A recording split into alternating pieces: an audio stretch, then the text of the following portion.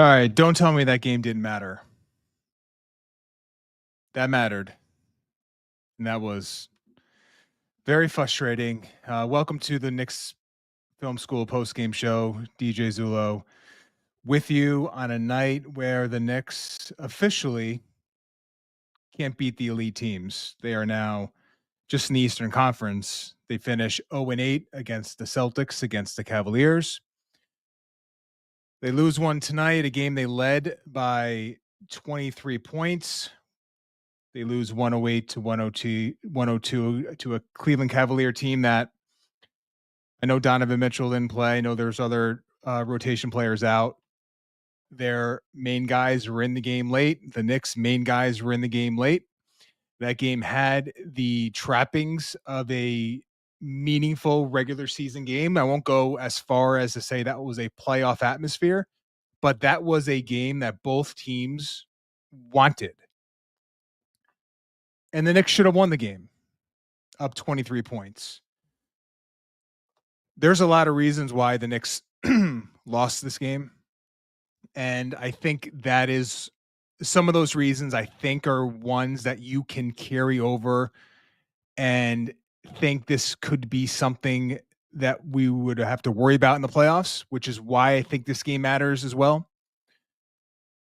You know, there are some moments in that game defensively where I think you're seeing areas where the Knicks are still trying to figure out ways to mitigate some of their problems. And it starts, unfortunately, with Jalen Brunson down the stretch defensively. And the Knicks have tried things this year. They've tried switching him onto more dynamic guards and forwards, but their intention more times than not is to try to prevent that and try to hide him, try to, when they do bring him into the action, which the Cavaliers did relentlessly down the stretch in this game, when they do that, they're going to try to have him show, recover, and try to keep him off the matchup the opponent is trying to get. So Darius Garland is having a great second half, great fourth quarter. They start to bring Jalen Brunson into the action, and with him guarding Max Strus setting the screen, Brunson on, instead of switching on to Garland, he's showing, he's trying to recover. Now the Knicks are in rotation. Strus hits a three. That gives the Cavaliers a 101-98 advantage, up three. Brunson comes back, hits a two, the Knicks are within one. Again, they bring Brunson into the action. Strus setting the screen. This time, they're just putting two on the ball. So again, they're not switching Brunson on to Garland. But now the Cavaliers have two players on Garland. The ball moves, and Strus has another wide open three. It's 104 to 100. There's that crazy sequence where Bridges ends up making a short mid-range shot, 104-102. Knicks down two. They did, and the Cavaliers do the same thing. And again, this is why it matters, because you know teams are going to do this in the playoffs. And the Knicks didn't have Karl-Anthony Towns to contend with as well. So this was one of those situations where it was just Jalen Brunson as the guy you could sort of pick at. And pick at it, the Cavs did. So again, Garland has the ball, top of the key. Strus is going to set the screen. Now the Knicks adjust. They switch Brunson on to Garland, which I thought was something they should have done earlier in the quarter. But they do it this time. And what happens? Jalen, which is something he is prone to do, he is going to expose his back foot and try to shepherd Garland or whomever he's guarding into the defensive help. And he has Garland on the left wing, and his right foot is way back, and Garland can attack that back foot, get downhill, gets all the way to the rim, and finishes. So by getting Jalen Brunson into the action, the Cavaliers scored 8 points on 3 possessions, and that was the ball game. Saying nothing about the other end where the Knicks struggled to get good shots. They played very well offensively in the first quarter, and then slowly but surely their offense deteriorated after that. So the Jalen Brunson piece of this, the defensive shortcomings, literally and figuratively, matter. And the Knicks, you could see them try to figure out ways to lessen that impact. 3 different coverages on 3 consecutive ball screens where Jalen Brunson is guarding the screener. So if the Knicks at this stage still don't really know what to do, and listen, Garland is he's an all-star. He's a fantastic point guard, but he's not Donovan Mitchell. I don't think in terms of his scoring ability plus passing, he's quite at the Cade Cunningham level now. And the Knicks were petrified for at least 2 of those possessions to just let Jalen Brunson switch the action and guard the man one-on-one. And then on the third one, Jalen gives the Knicks some evidence that maybe that was the right decision because it gets blown by and Garland gets all the way to the basket. So that's something the Knicks still have to figure out. And like I said, there was no Karl Anthony Towns, so it should have been less of a problem because you only had the one guy to maybe try to figure out a way to hide a little bit. But listen, teams are going to do this. And in the playoffs, it's going to be even more relentless and targeted. Knicks didn't handle it well. And while the Detroit game the other night felt like a game that maybe gave you some signs of things to come, and we'll get to the playoff seedings, which in the Eastern Conference at least is complete. We'll talk about that. The Knicks have their matchup. The Knicks are officially the 3rd seed in the Eastern Conference, which, is an accomplishment. And they will be playing the 6th seed Detroit Pistons. So if you want to just sort of forget this one and send in questions regarding that series, by all means, do that. We could talk about that. Still, that Detroit game is still fresh in my mind. But like that game felt like one where it ends and you don't really feel the Knicks attack that game to win it, whether it's the lineups they were playing or the body language. But this one didn't feel that way. It didn't. It just felt like a game the Knicks wanted to win because they have been hearing it from opening night that they can't compete with these elite teams in the Eastern Conference. And they wanted at least one of them. And it wouldn't have been, the cleanest victory in terms of the narratives because, again, players were missing. All NBA players were missing from this game. So that is a huge caveat. But the Knicks wanted this game. The Knicks didn't want to finish 0-8 against these teams this season heading into the playoffs. But that's exactly what happened. And the same sort of things keep happening again and again and again and again and again. And one of those things that keeps happening, and listen, maybe Macri exceeds my optimism regarding this player, but it's probably neck and neck. And I've been one of the biggest proponents of Josh Hart in the starting lineup, playing big minutes as anyone. But there's just something not right with him. I pointed out that early in the game, I think it might have been the first or second possession, he sort of stopped and grabbed his left knee, almost like he was trying to make sure structurally it was still sound.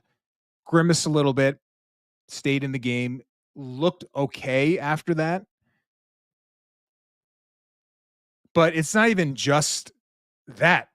It is the big issue, which is the fact that he continues to just be a liability as a guy that won't shoot the ball. And it got so bad tonight, and I know he hit a couple. Hit one, pretty late in the game. That was a big shot. But it got so bad at one point that Mike Breen even said on the broadcast, like, you have to shoot the ball. And he's almost in this in-between where he's spacing typically in the left wing. So he's catching the ball with 1, sometimes 2 feet on the line or even inside the line and sort of just trying to get it to the next action. So he's not catching it and stampeding himself to the rim. He's obviously not catching it consistently and just shooting the basketball. So it just nothing materializes, nothing happens. And listen, we keep saying, and it's not the worst thought in the world, that listen, it's going to be the playoffs, and he did this last year. He's going to figure out, he's going to shoot more, better, because it's the stage, it's all the things. And I don't know. I don't have the confidence that that is just a given. Do you? Based on what we're seeing now and just the athleticism, the burst, the veracity, the way the verve, it's something was missing tonight. Maybe there's a knee thing that's happening, but there's just something missing right now with Josh Hart, who, when he is going well, you can, and I know not everyone can does this, and it's a fair position to be, but you could overlook some of the limitations as a shooter because he is so important to how they generate pace, their transition attack, the playmaking, the finishing, the rebounding, the defense, which I know has not been quite at the level we're accustomed to, but generally has been good this year. Those things can allow you to sort of deal with the shortcomings as a shooter. But when he is not doing all those things at his normal Josh Hart level, then it's almost like the shooting is just, it becomes too much. It becomes too much to deal with for an offense that since November, December just has not been elite. And maybe if they were playing at as the number 1, number 2, number 3 offense in the NBA consistently, you could overlook the Josh Hart issues as a shooter. But the Knicks made out well as a team, spamming Cat Brunson 2-man actions early in the season. And then when teams sort of leaned into the natural counter of putting wings on Cat and switching those things, that number 1, number 2 ranked offense, which is what it was up until basically the new year, started to show some signs of wear. And it didn't quite reach that level again. So when Josh Hart is performing like he is of late and how he performed tonight in a game that mattered, you kind of have to think about going in a different direction. And I have been a staunch supporter of Hart staying in the starting lineup, of maintaining the minutes, maybe not quite 38 minutes a night, but somewhere in that range, because of all the things that he provides, and all the things that he provides are things that the Knicks need. And the Knicks don't have easy replacements for those Josh Hart things. And we know what those things are. I just talked about them. So if he's not providing those things, then what are we doing here at this point? And maybe Josh Hart just was like one of the ones that just didn't care about this one. And that's I can't get into his head. Maybe we'll get some post game sound that suggests that he maybe wasn't super into this one, but that doesn't necessarily feel like a Josh Hart thing to do, especially when the entire rest of the team played this one like this game was a big game. Even though in the standings, in the playoff scenario, this meant nothing. We knew before the game ended that the Knicks were locked in at 3 and Detroit was locked in at 6. And this one meant absolutely nothing except your competitive intensity and your will to win the game.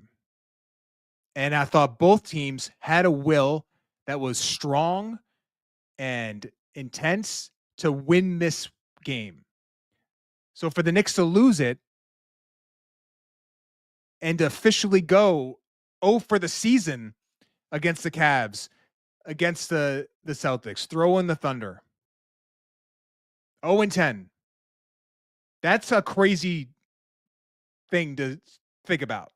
For a team that's going to win 50 or 50 plus games, to go 0-10 against arguably the three best, not arguably, against the three best teams in the NBA is freaking crazy. And I think that we need to just sit with that a little bit and understand that that is bad and that sucks. And the Knicks need to look themselves in the mirror. And as a fan base, we need to like really wrestle with the idea that this team can't beat them.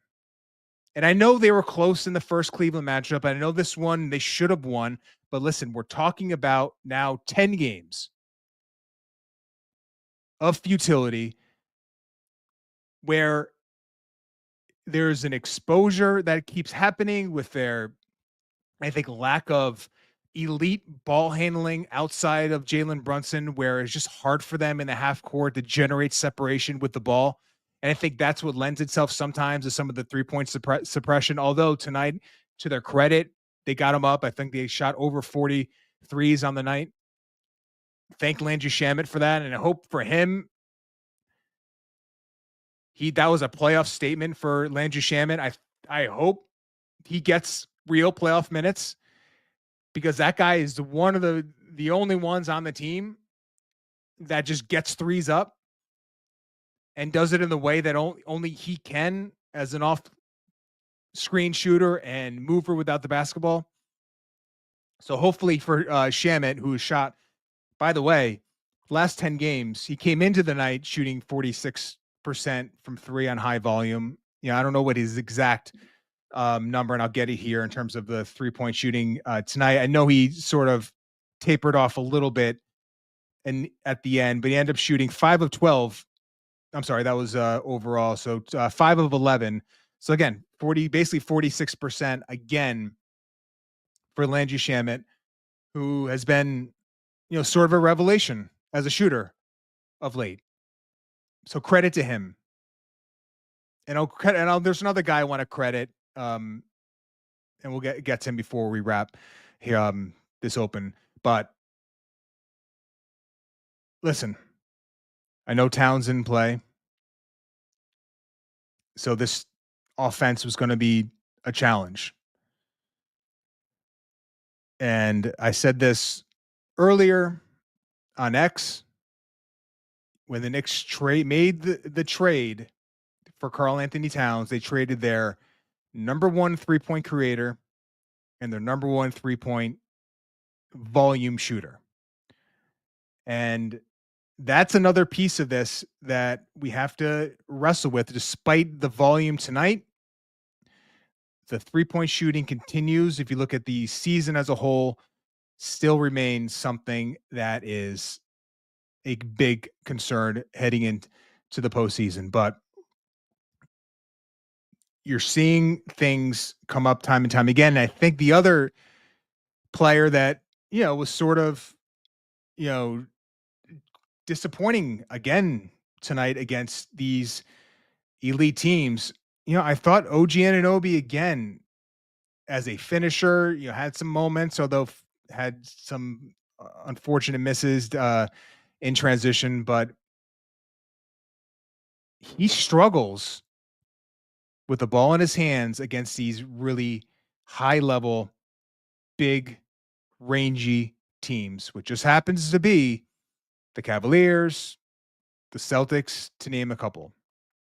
So when he was having that run of his where it was, 28 plus a game for, 10, 11 game stretch, I said, let's just pump the brakes a little bit based on opponent, based on, some of the things, some of the guys that were actually the man that was guarding him, I thought was, for the most part, like a bunch of subpar defenders. Like, let's just see how this looks against better teams. And you're seeing some of the things where we looked at OG Anunoby before that stretch, and we all thought it like, all right, maybe there just isn't a lot there in terms of on the ball creation and all those things that can really vault him to that next level.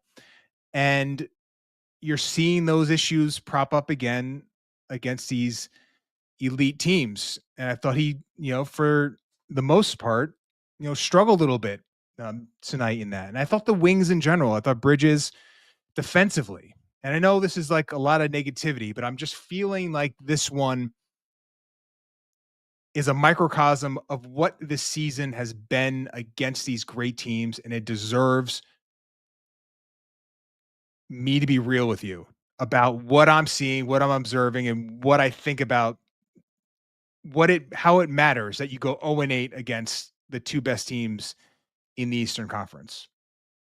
But Mikal Bridges just couldn't guard Darius Garland. Couldn't stay in front of him. Had all the trouble in the world defending him. And when the Knicks traded for him, it was supposed to be a guy that you could comfortably, reliably put on those small, elite shooting, high scoring guards and feel good about it. That was the theory. That was one of the things he excelled at in Phoenix. It's one of the things that the Knicks missed when they traded Quentin Grimes. They didn't replace it. They had trouble all postseason last year figuring out ways to guard Maxey, to guard Halliburton, and Bridges was supposed to be the antidote for that. And consistently, it has just not been there for him. He's had games where it's looked good, but we are basically at the finish line. And if you had to be a fair judge of his season defensively, it has been a massive, massive disappointment. And the fact that he struggles so much guarding these players makes everything else about how they want to run their defense much, much tougher. And guess what? There is no Karl Anthony Towns tonight to blame. This was on Mikal Bridges. And when Garland had his way with him, it was just another reminder that that trade has not brought back the return that any of us, Knicks front office included, thought it would. And we have to just be real about that. He had some moments offensively. I thought his passing, his floor game was excellent tonight. He's probably had 13, 14 assists in the last two games. His work as a screener continues to be something the Knicks need to continue to tap into, especially to counter some of the switching schemes that these teams continue to utilize against the Knicks. But he needs to be better guarding the basketball. And I just have been saying that since basically December. And it's April 11th. And it just feels like it's just not going to happen. And that means, it's not it's not Mikal Bridges guarding Cade Cunningham when that series starts. We know it's going to be OG Anunoby. And long term, the Knicks aren't going to just be able to say, whether it's Dame Lillard or Trae Young or Darius Garland, Donovan Mitchell, whoever the small elite ball handling guard is, we can't just say, Mikal, you got this. And 5 first-round picks, swaps, whatever, you thought that part at least was going to be covered. And it just has not been covered at all. And that continued tonight. Listen, this is a tough one. And as I've said many times in the last 25 minutes, this one meant nothing to standings, seedings, any of it. But you knew watching that game and the way you're feeling right now, how annoyed, how sick you are about this one tells you how much the players tried and wanted this one. And that's what makes this one a tougher pill to swallow, tougher than it should have been. But we do have one player to maybe finish on a positive side. I talked about Landry Shamet. We should give mention to Mitchell Robinson, who I know after the first quarter didn't necessarily have a huge impact on this one. But listen, he played the entire first quarter, looked great. Lob finishes, offensive rebounding, rim deterrence, like all the things that made Mitchell Robinson a borderline top 10 center to start last season came to fruition in that first quarter. And he had the wind, the conditioning to get through it and finished at 32 minutes on the night, which is obviously the most minutes he's played um, on the season. And I feel like maybe could be rounding into form and just able to give the Knicks maybe more minutes, whether it's Towns foul trouble, whether that's the pairing of the two together. They're going to need him at his best against Detroit. And if we get a Detroit question, I'm happy to take it, and I'll be honest about it. And I think I'm in the minority regarding it. This is going to be a war of a series. I don't know if I'm going to pick the Knicks in 6 or 7. I am picking the Knicks. I am not picking the Knicks in 5. I'm not picking the Knicks in 4. This is the Pistons do things that just make life difficult on the Knicks, but Mitchell Robinson as a entity gives the Knicks something to push back with. And his physicality, his rebounding, his ability to just set a screen and get into the middle of the paint on a roll, bring the defense in and maybe create some corner threes. Like those are the things the Knicks are going to have to utilize in that series, which listen, we're going to have plenty of time to analyze and get into, but happy to see Mitch get to over 30 minutes, perform well, continues to, show some flashes of skill development, whether it's his ball handling, whether it's his non-dunk finishing at the rim, free throw shooting. There's some things with him, and it's subtle. Another thing, he's become really well adjusted to getting offensive rebounds and just looking for the outlet. Last season, he really became a problem once he would secure the offensive rebound and trying to finish the ball on a non-dunk. It was like in the 40%, field goal percentage. Like he struggled mightily doing it. So instead of trying to finish over the top or around a congested paint, he's just spraying the ball out for open threes, getting some assists out of it. So that's a development piece. And just overall for him, I feel like he's trending in a nice positive direction. But what's not trending a nice positive direction is the Knicks' performance against these great teams. And we will wrestle with that, talk about it throughout the night as long as you guys want to. But before we transition over to our super chats, do have to give our shout out to our friends at Cornbread because life's been a little crazy. For me personally, kids spring break, obviously the Knicks doing these shows. You kind of need sometimes to get a little assistance to help you unwind, and Cornbread's hemp CBD gummies are my go-to. Started taking them at night when I realized just need a little help to simmer down, decompress a little bit. They feel gentle and they're natural. They don't give you that like grogginess, that fogginess. It just calms you down, lets you reset, sort of just decompress at night, which is really helpful. And I appreciate that they use the flower of the hemp plant, none of the stems or seeds. So you're just getting like the cleanest, most potent CBD, and everything is USDA organic, which is important for me. Third party lab tested. I think that's key. So you just know exactly what's going into your body, which for me is pretty important. So if you're looking for a natural way to just feel more balanced, I highly recommend giving them a try. And if you want to, right now, you get a nice offer, 30% off your first order. Just head to cornbreadhemp.com/KFS. Use code KFS at checkout. Again, that's cornbreadhemp.com/KFS. That code again, KFS at checkout for 30% off your first order. Thank you, Cornbread. Highly recommend them. They do great work. All right, let's get into it.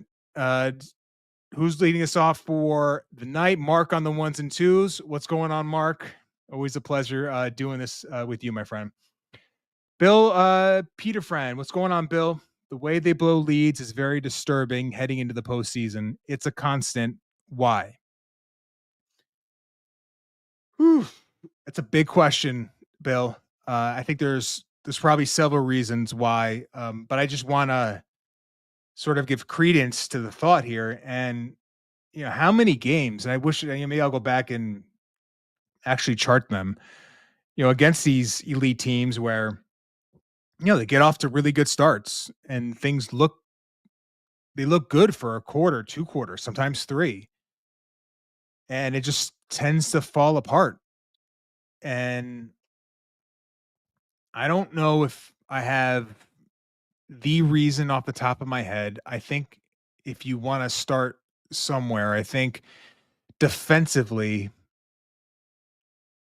it feels like they don't have a fourth quarter worth, like 4 quarters worth of stops them against these great teams. Like they have it's almost like they have 3.5 stops in them. But when the game really gets tight and teams really hone in on what the Knicks' weaknesses are, that it becomes just too tough for them to consistently generate stops. And with Karl Anthony Towns finishing games, it's even more of a problem. But even just with Jalen Brunson playing, you really see areas where teams can really poke at the Knicks defense. And it's these high level teams they're relentless, and they have ball handlers that are so capable in screen and roll action, spread pick and roll, that they can just really sort of pick and choose who they want to bring into the action and how they want to attack it. And then it's up to the Knicks to decide what their intentions are. And you saw a Boston game, I think it was the third Boston game, where the Knicks were just like, we're going to switch Brunson onto Tatum or Brown or whatever the matchup is, and we're going to live with that. And I think it was good enough to maybe worth doing again. The Knicks really haven't gone to that. And I think there's, reasons to maybe not want to put Jalen Brunson on an island and, expose him physically. And then there's just a concern that he wouldn't hold up and you would just get what you got tonight, which is Darius Garland going right by him. So I think there's a lot of reasons why they're really hemorrhaging leads against these elite teams. And then the other side of the floor, I know Jalen Brunson is probably going to win Clutch Player of the Year, and he's certainly had a great clutch season. But there are times where if you have a big enough wing, and tonight it was Dean Wade really giving him fits at for I know Brunson got him a couple of times, but the Brunson makes were shots Kenny Atkinson is probably fine with him taking, shots around the 15 to 18 foot mark.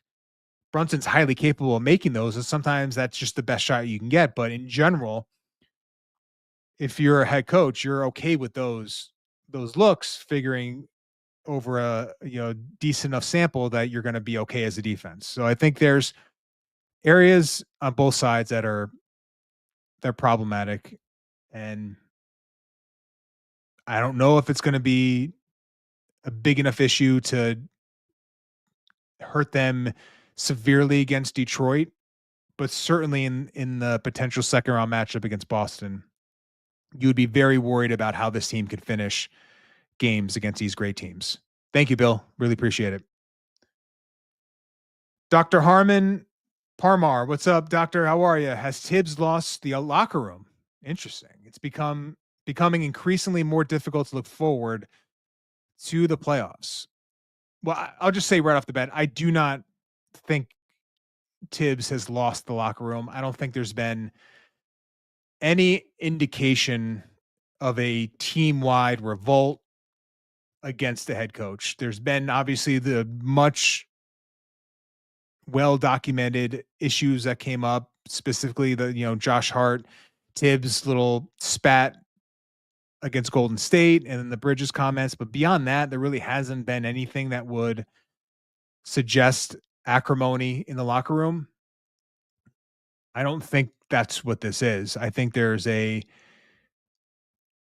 other real issues here. I think with the way the team's been constructed, the way the coach is utilizing them, that are bigger issues, because I think they're real issues and they're issues that are going to be something they're going to have to try and clean up as best they can, over the next week or so until the real playoffs start. And, Detroit is going to present them with like real problems. And Cade Cunningham is like a real problem for them. And they haven't had an answer for him all season. And I think the Knicks probably do have a pretty good one in OG Anunoby, but there's, if things happen, foul trouble happens, there's going to be moments where he's just not going to be the one guarding him. And, the Knicks just don't have another guy that can really do it. And I think that's where you get back to like some of the theory of the case going into the year is that you had Josh Hart, he had Mikal Bridges, you had OG Anunoby. You thought you had three guys that you feel good against a Cade Cunningham, and the Knicks now have one. Like, we can talk about all the big picture things and all the problems facing this team, but I don't know if there are many more important than that, and that you had three wings that you thought were as good defensively as a trio as any three wings in the NBA. And have they ever quite lived up to that? OG Anunoby has, for the most part, but have the other two? It's a resounding no. And I think that's a concern. Other concerns that I've already talked about. The locker room, I think, is sound. For now, at least. I think the locker room is sound. I don't think Tibbs has lost the locker room. I still think he has a good sense. I think he's to change the head coach. Compare him to a Michael Malone who will would constantly call out players in the media, almost like in a way that was showing them up. Tibbs never does those things. I think he has a good relationship with his players, and I don't think he's lost the locker room at this point. But Doctor, thank you so much for checking in. Appreciate it. Deadword 604. What's up, Deadword 604? How are you? Don't tell me this game didn't mean anything or we need to just tip our caps. That was kind of rough to watch in the fourth quarter. Yeah, I'm with you 100%. I mean, that was the theme for me. When that game ended, I felt like I had just watched a meaningful regular season game that I wanted as much as, maybe not quite as much as, as some of the Boston games or that first Oklahoma City game, but there's not many games this year where in the fourth quarter I felt the same hope that the Knicks were going to win this one. And it felt like I wanted this one as much as only a few. And I think the play, you as a fan, you feed off the players. You feed off, if you're watching at home, you feed off the crowd. And the crowd was into it. The players were into it on both sides. That was a meaningful game. By whatever metric or measurement you have, that game mattered to both teams. And I don't, there's no consolation prize. There's no, you took the Cleveland Cavaliers to the brink of a loss. None of that. Like, you needed to get a win against these teams, and you didn't. You were 0-8. 0-8. Deadword 604. Thank you so much. Appreciate it. TJ2K. What's up, TJ? How are you? Embarrassing, soft, lucky to make it to second round. I mean, I can't. If you're embarrassed by 0-8 and another dreadful finish to a game and a 23-point lead that you had squandered. I'm not going to tell you you're wrong. I don't feel that personally. I feel my feelings are more just like a reservation of where this team is and a frustration that they couldn't get it done. Excuse me, but listen, you have every right to feel embarrassed. 0-8 against the Eastern Conference, 0-10 if you include the Thunder. That's brutal. And the soft stuff, listen, it's been sort of like percolating underneath all this, like this team not quite having the edge, not even compared to last year's team, but just in comparison to just teams this year, not quite having enough physically and toughness wise to just grind some of these games out against these great teams. There's been some, you could look back to the Memphis game, in Memphis, the second Memphis game as one, but that team, again, it's not an elite team. It's not a great basketball team. So you can call them soft. And I think there's like certain players that maybe, Mikal Bridges, we've all thought it or explicitly said it. You just wish there was more there physically on both sides of the floor. We know Towns has, I would never call him soft. I don't think that's a fair description of him, but he doesn't exert his will defensively in a way that consistently impacts what the offense is trying to do. And you just are starting to you name and Jalen for size limitations, mostly another one that doesn't really get in the way of unless he's drawing a charge, it's not really impeding what the offense is trying to do. So you start running down the list and you start naming all these players that are not really part of the resistance. And it feels like one too many sometimes. And that's, again, the Detroit Pistons are the antithesis of that. And they're going to test the Knicks in a real profound way. And it's quite possible the Pistons just don't have the tools, the talent, and the experience to beat the Knicks, but I think they will test the Knicks' will. And maybe that's a good thing. Maybe this is a matchup that is going to benefit the Knicks versus a Bucks team that really doesn't have the ability to do that. TJ2K, appreciate that. Thank you. Thanks for checking in. Armand, what's going on, Armand? Team is poorly coached. I don't care what excuses. Listen, I won't go as far to say they're poorly coached. I think Tibbs is a really good coach, and generally I think he does a good job.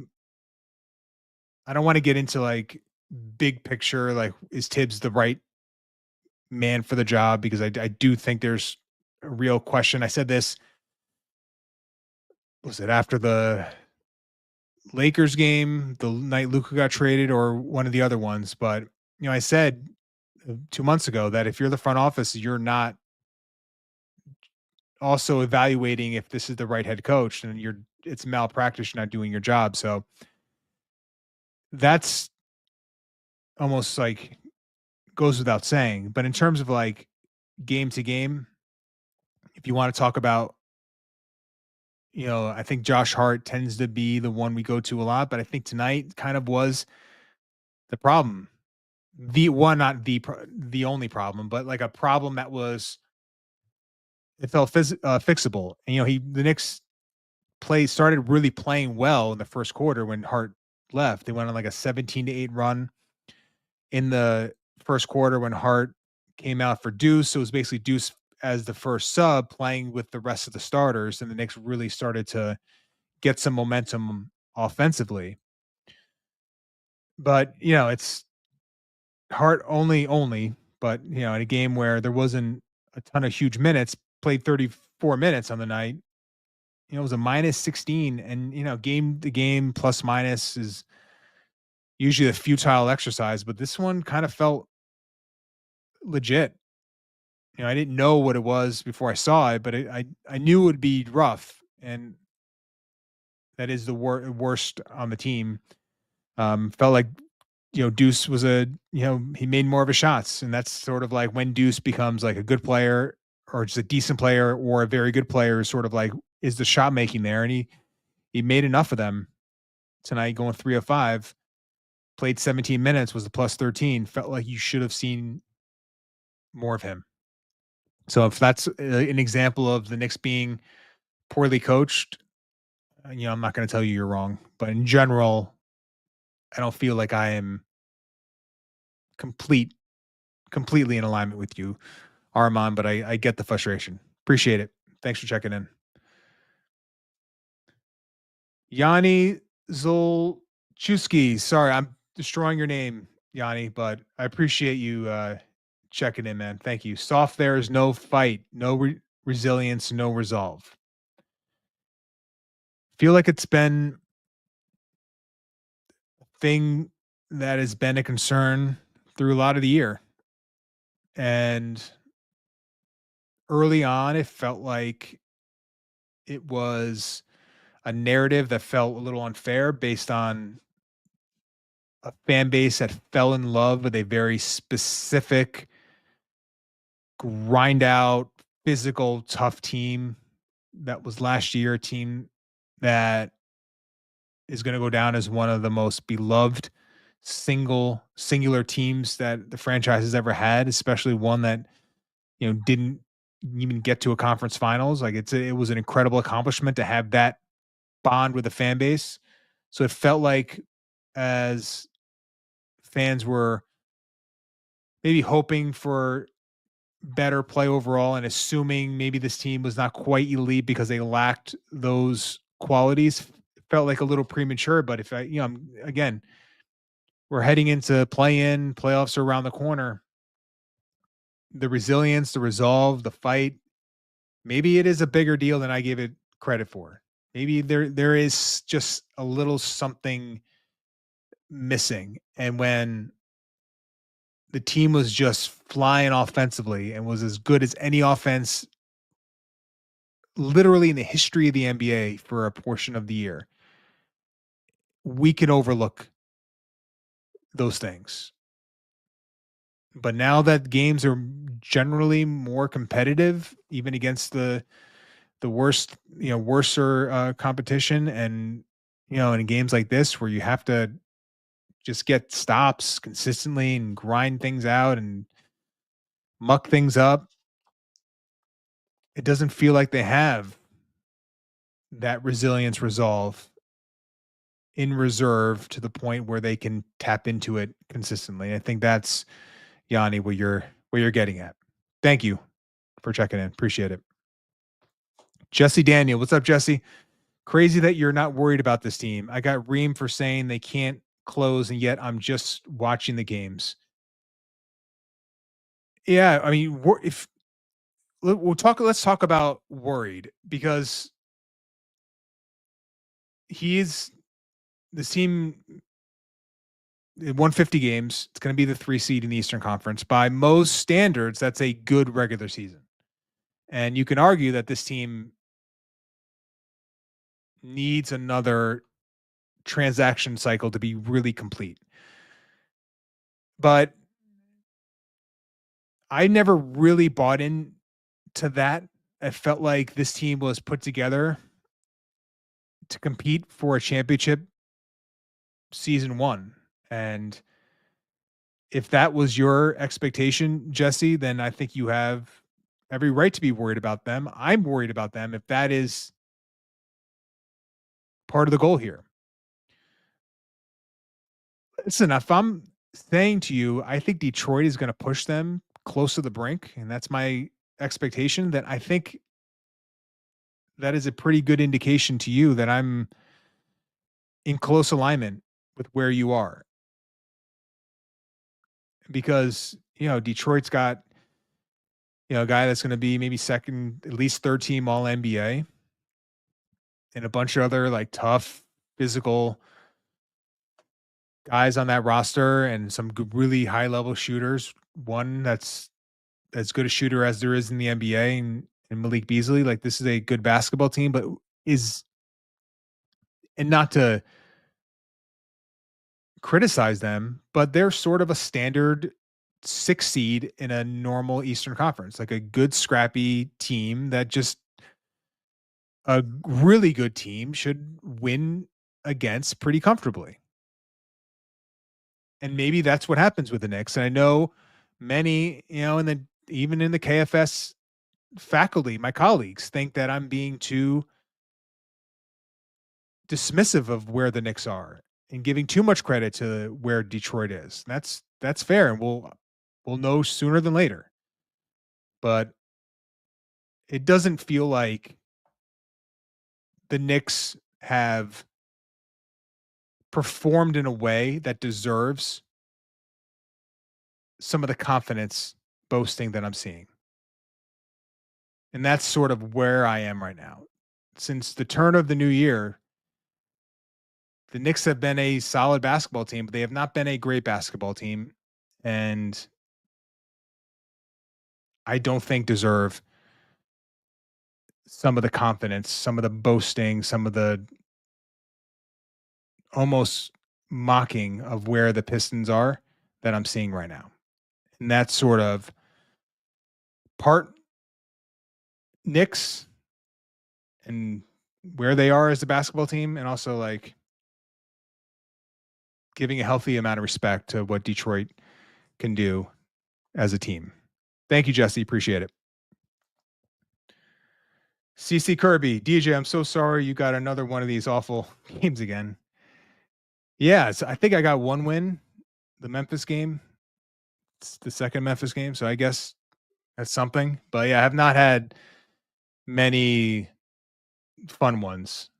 But listen, I don't do a ton of these, so it's sometimes you get hurt by the wins and losses. But yeah, I felt like this one, I just feel like it was an important game to really be honest with where this team is and not just chalk it up to a meaningless game that meant nothing, that the team didn't give a crap about, and that seedings were set, not going to change anything. Winning one of these games against these elite teams, what does it really matter? I just didn't view it that way. And it felt like I wanted to take the opportunity to express that because I knew a lot of you listening and watching were feeling the same thing. And maybe you were feeling that there was a lot of people telling you to not feel annoyed, frustrated, pissed off. So I wanted to honor that and also let you know I feel the same way. And this is just, I was pissed off and annoyed and wanted it and keep seeing 0-8 and feeling disgusted by that. Thank you, Cece. Appreciate it. Deadward 604 again. What's up, man? Thank you. Appreciate it. Thanks for checking in again and your generosity. Macri last night saying he'll be shocked if we go more than 5 against Detroit is very ballsy to say, especially after this, where we did actually try and blew yet another late lead. Well, I said I think I'm in the minority on this, and I'd love to be proven wrong regarding the Knicks winning in 4 or 5 games against the Pistons. And there are easy narratives that you could easily talk about regarding where the Knicks are going to just have insurmountable advantages. Whether it's the Brunson versus Cade matchup and Brunson just being so well seasoned and knows what it takes and we know his baseline performance in the playoffs is fantastic. As a team, the Knicks have a ton of playoff experience. We know that the Knicks, for the most part, are healthy. They're probably as healthy as they've been all season. We know that the Pistons are mostly brand new to this, beyond a few role players. And they haven't won a playoff game, I think, since 2008 as a franchise. And, the talent on that team, player for player, you can poke some holes into it beyond Cade. But I just know a physical, strong team is just going to give the Knicks some problems. And whether or not those problems manifest in a 6 or 7 game series is up for debate. But I think the Knicks are going to feel Detroit in a way that is going to be pretty profound and hard to deal with. And you saw some of those things on display the other night in Detroit. And we'll have plenty of time to really dive in and sink our teeth into the matchup. But it does not feel like right now the Knicks are a team, despite having the 3 seed, that I can just confidently say are going to win in a 4 or 5 game series against any playoff team, let alone one that's going to have an all NBA player and some attributes that are going to give the Knicks some real issues. So that's where I'm at. And again, with the Knicks winning 4 or 5, happy to eat crow, but this one feels like it's going to go and be a long series, which wouldn't bode well for the next one if it's the Celtics. But we'll get to that when we get to that. Hopefully, we do. Thank you, Deadward604. And before we get to more of your super chats, going to tell you about Mando. And listen, I was sometimes you get into these games and the sweat starts, pooling at the forehead, and your sweat starts pooling in other areas. And you're just like, do my balls stink? You start wondering that. And listen, I've been there, you've been there. That's why I've tried Mando. That's Mando. And honestly, I'm just not going back. And this is a whole body deodorant you can use anywhere: pits, bifold things, feet, the grundle area, whatever. I use the solid stick every day. Thank you, Knicks Film School, for hooking me up. I keep the spray in my gym bag. I used it today, actually, just in case, for a little touch up here and there. My favorite part, well, actually, it just blocks the odor all day. It's like sometimes not quite, but sometimes better than a shower. And I know there's been the sprays in the past where you just like, oh, this will be as good as a shower, and it never is. Mando, it kind of is. And it's a pretty cool thing. And also, there's no parabens, there's no baking soda, no aluminum. The no aluminum thing is like it's like I need to make sure that toxin is not in my products. And with Mando, it certainly isn't. If you want to give it a try, just go to shopmando.com. Use code KFS. Get $5 off your starter pack. You get a solid stick. You get a cream tube, 2 free extras, free shipping, all that. Again, shopmando.com. Code KFS. Stay fresh from head to toe with Mando. And we will get to your rest of your super chats. Thank you, Mando. Appreciate that. And we are resuming with Dom the Dentist. What's up, Dom? Appreciate you checking in. We sent a message going into the last postseason. Not only is this season the opposite, with the found money effect gone, all I feel is disappointment. Yeah, Dom, it's a complete departure of what last year was, which was running through the finish line. We don't care about who we're going to play. We are going to not try to change that. If it's the Sixers, we're just going to go through the finish line. We're going to win out. We're going to play our guys. And it just felt like that was what that team was all about. This team it's a different feel, obviously, but they are not running through a finish line right now. And they tried tonight to run through a finish line in this game, and they came up short yet again. And that is where maybe as a season, this team in a way, despite their health picture, which looks good, but maybe this team is not quite peaking going into this postseason. And the fact that maybe they peaked a little bit earlier this year, and the fact that in these individual games, they're also peaking early against these great elite teams. There's like some thing happening there where like it feels very intertwined in some way, where you have a season that just when do they look their best? They look their best pretty early on this year. And in these games, they look their best pretty early on. And it's how are they sustaining it? How are they getting over the finish line? Are they finishing this season strongly? It's hard to say yes to that question. And are they finishing these games against these great teams? The answer is a profound, loud, obnoxiously loud no. And that's where I think we feel, Dom, the most disappointment. And the playoffs are a great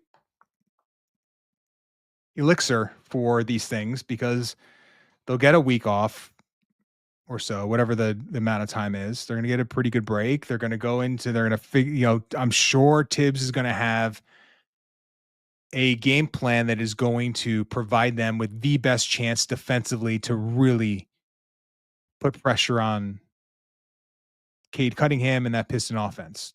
You give Tom Thibodeau a week and some weak points on that roster to sort of exploit. He's going to have this team ready to defend.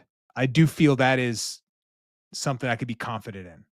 And we could feel quite different in a couple of weeks about where this team is. But right now, it feels like they're coming up short a little bit in the season as a whole and in these games. And I think there's something there that just feels like there's some connectivity that I can't quite put my finger on, but just feels pretty right. Thank you, Dom. Appreciate you checking in. All right, 2 from Jason M. What's going on, Jason? Brunson is not moving right, especially on defense. Yeah, I noticed, offensively, and I'll look at his sort of shot chart to see where he was generating some of these looks. And I'm just thank you, Pivot Fade, by the way. They have these up to the second shot charts, which are great tools to have. And I'm just counting some of the non-paint, non-3 attempts. And he had 1, 2, 3, 4, 1 of 4 from basically the same area of the floor. So right side. Typically the Knicks clear out the run like a step-up screen, which is a screen set on the outer thirds of the floor, clear out the side, the screen set, and then try to give Brunson some space to operate. Now, in a perfect world, and you saw this in the Philadelphia Sixer playoff series, where if he could turn the corner, he can get all the way to the basket, and then he usually, with the inside hand finish on the right side of the hoop, get some layups out of it. But you're seeing like maybe a little lack of explosion, and he's sort of resorting to like those intermediate mid-range contested jumpers, which I said earlier, shots he's highly capable of making, but ones a head coach is going to be on the opposing side are going to be okay with him taking. Only 1 of 4 from those.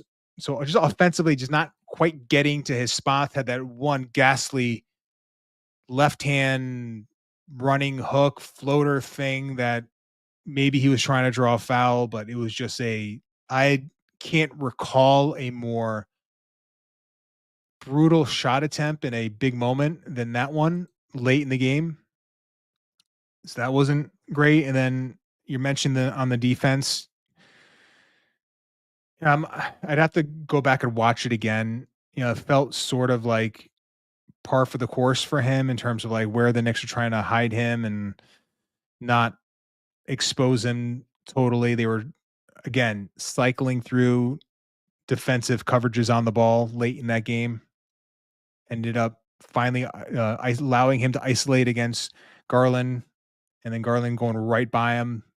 Usually Brunson's like a little better keeping the ball in front, but you'll notice even in the 22-23 series when he would isolate against Garland, like he really just there's a time to sort of shepherd a guy into a direction you want him to go.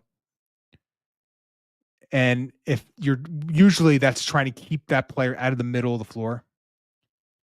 So in this play tonight, like Garland's on the left wing, so Brunson's got his top foot, his left foot positioned to where he's disallowing Garland to get to the middle of the floor. So he doesn't want Garland to get to his right hand. Okay, that's a smart concept, but you can't have your back foot, so in this case his right foot, so far back to the point where you are opened up so much that Garland just says a free drive with his left hand. You have to provide, even if you're going to shade a player into a direction, it can't be a blow by. Blow bys kill a defense. And in that sense, tonight, it killed the Knicks defense late.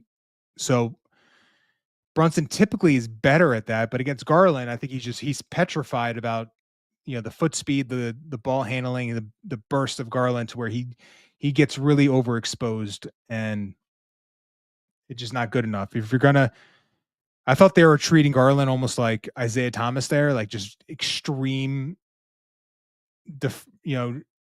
fear to get Brunson isolated on him, and then when they finally did it, obviously Brunson wasn't up to par there defensively, but I think in general, if against these guards, I'd rather have Brunson be a little more capable in space, defending in isolation, and just switching those things because you're less in rotation.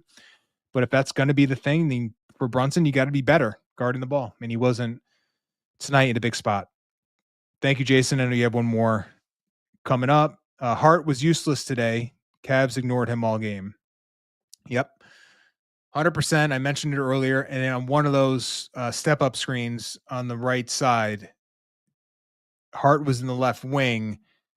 Jared Allen was guarding Hart and had parked himself on the opposite block to where Brunson not only had the screener defender to contend with, had his own man to contend with, and then Jared Allen loaded up and help on that side.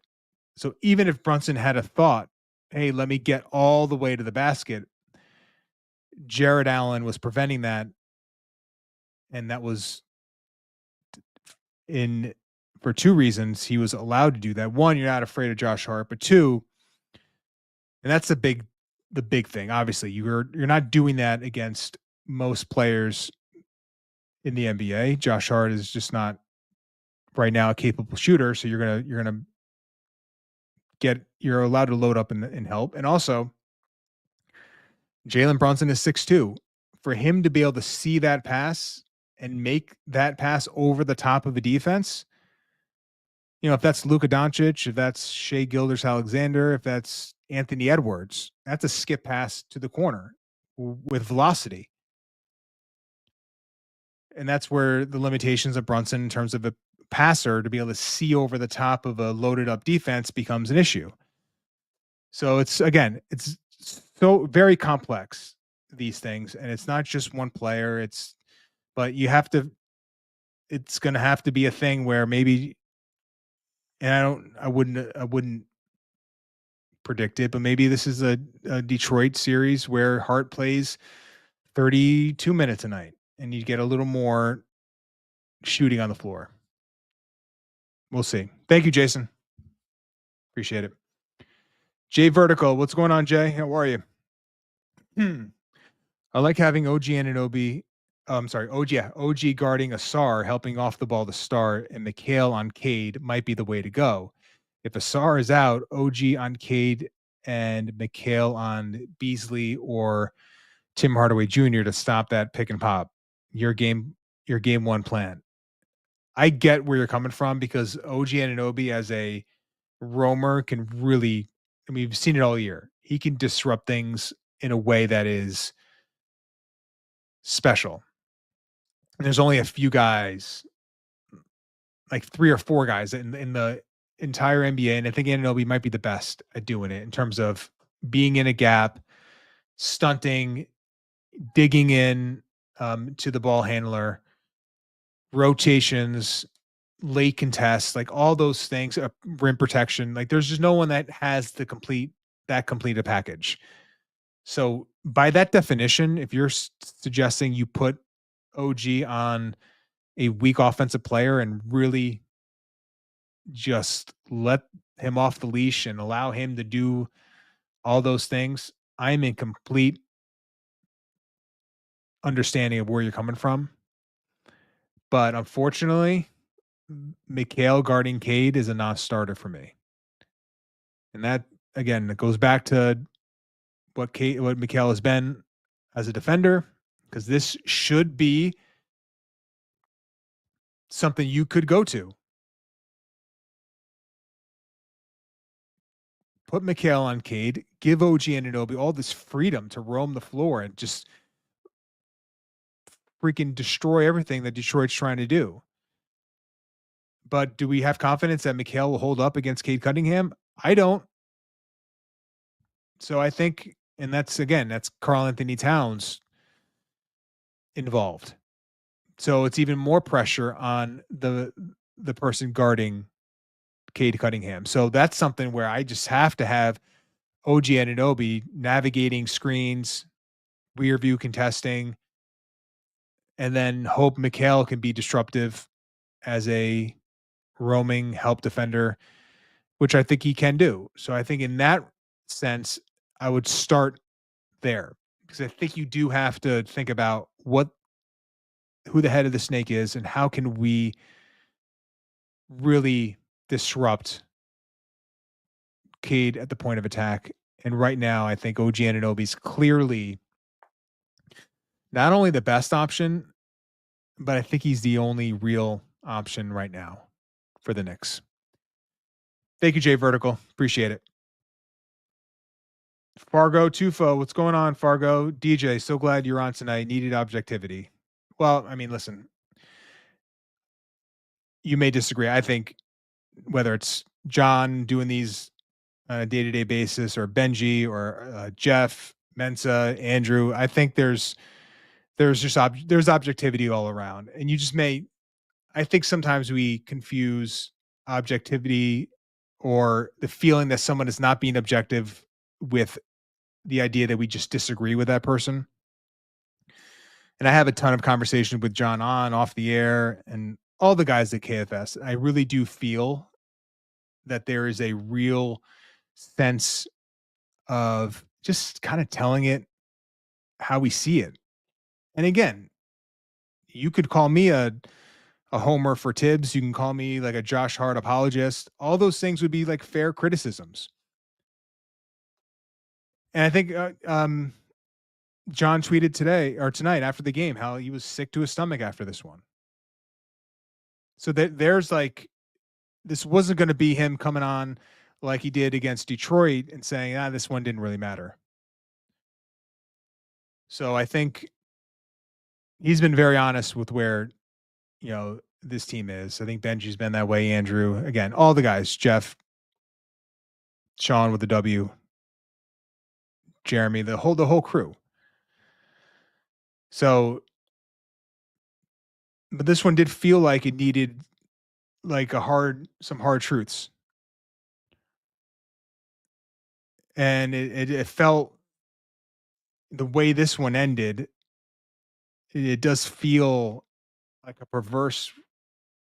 in a perverse way, like fitting for the season to not really quite have enough to get all the way there, to start strong but not finish strong. And again, I forget who said it earlier in the show, but like this team, the juxtaposition to last year, going through the finish line, and where this team is not quite able to muster that right now. And that's where I think a lot of the disappointment lies. Fargo, appreciate it, man. Thank you. Thanks for checking in. Jordan Miller. What's up, Jordan? How are you? I don't get how in a meaningless game, quote unquote, we don't see Tibbs try having Deuce close instead of Hart for offense, and since no one could stop Garland in the fourth quarter. I can't argue with anything of what you just said. And you're being facetious with the meaningless game with the quotes. I appreciate that as well. I didn't mention, and that's a bad job by me. Thank you for talking about it. I think Deuce has had some issues defensively in some of these games against size, but he was really active tonight. He was really active in the Detroit game. It's just the Cade matchup is just a problem for him. It's the size thing, and Cade is so lethal in that intermediate range, can just get to his spots. But he would have been the next best option against Garland, and he has, to be fair, he is capable of really being a disruptor at the point of attack. So there, if you want to say against a guard like Garland, get him in the game and see if he can turn the water off a little bit. That is a completely reasonable take. In fact, I'll go a step further. I think it's the correct take. And obviously we didn't see it. We saw Deuce play 17, 18 minutes, Hart play, 33, 34.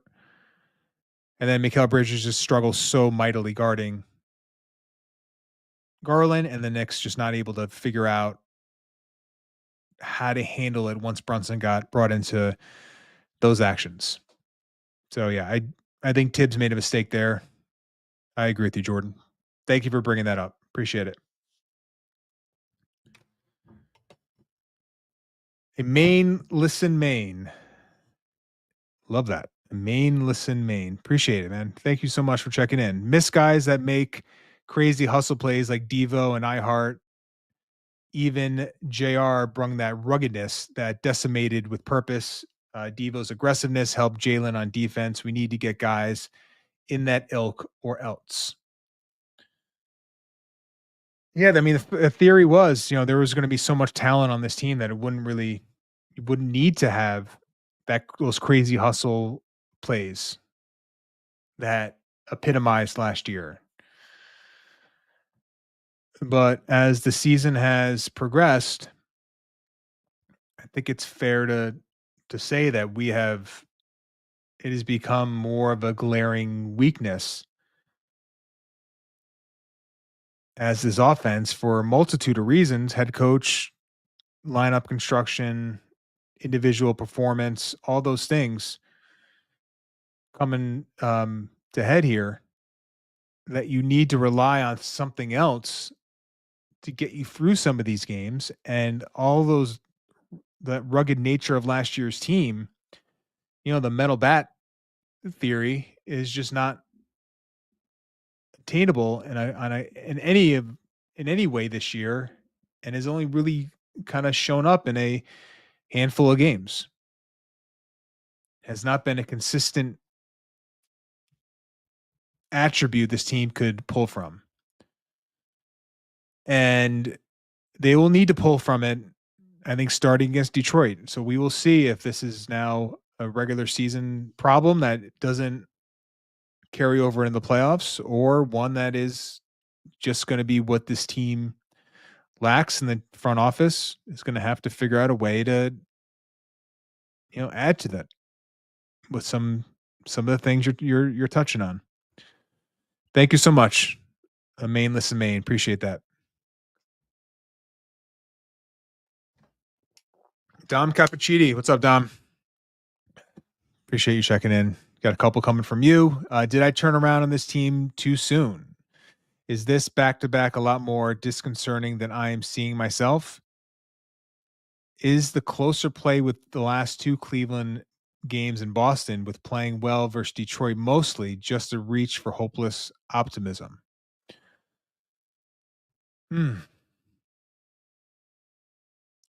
Listen, it was so bad there for a stretch in terms of like how bad they were losing to OKC, to Boston, to Cleveland, in the middle part of the season, that I guess you could make an argument that the mere fact that the games are closer here at the end matters. But to me, it's a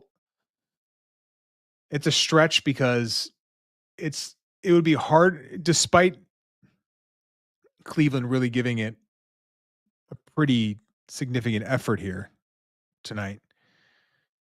It's also not fair to suggest that this team in Cleveland wanted this one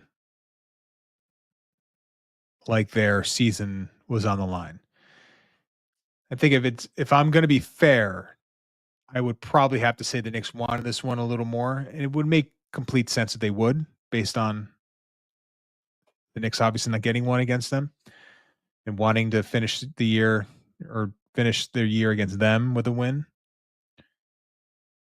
And it's hard because of who's missing, who's not playing. How much can we pull from these games feels tough in terms of like what this team, the Knicks, can be in the playoffs. I thought Towns as a